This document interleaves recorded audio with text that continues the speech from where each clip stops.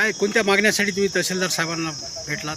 महाराष्ट्र शासनाचे जे धोरण आहे की 1/1/2011 पूर्वीचे सरकारी जागेवर राहणाऱ्या लोकांचे निवासी अतिक्रमण नावे करून देण्यासाठी तर मी भटके विमुक्त आदिवासी संयोजन समितीच्या वतीनं पारधी, वडार, कैकाडी आणि भोई या समूहाचे माननीय तहसीलदार आणि BDO यांच्याकडे प्रस्ताव जे शासनाच्या GR प्रमाणे आहे ते दाखल केलेले आहेत.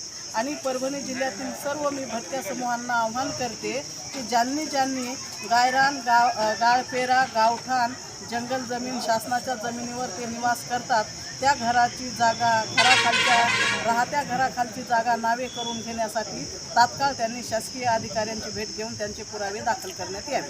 नाही पण हे तुम्हाला कसं कळालं की हे केलं पाहिजे म्हणून? हे महाराष्ट्र शासनाचं धोरण आहे. महाराष्ट्र शासनानं GR काढलेला आहे की 1/1/2011 पूर्वीचे सरकारी जागेवरील निवासी अतिक्रमण कायम करणार आहे.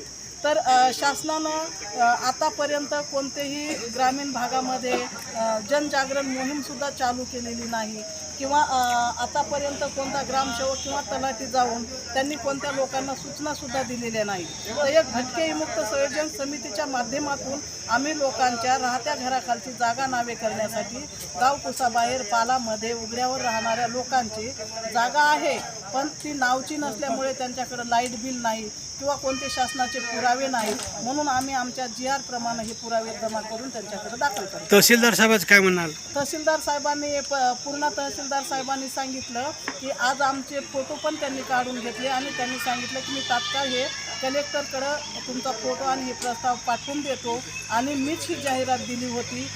संबंध तालुक्यातील 1000 असो 2000 असो लोकांचे मी प्रस्ताव तुम्ही आणून द्या, मी दाखल करून देतो.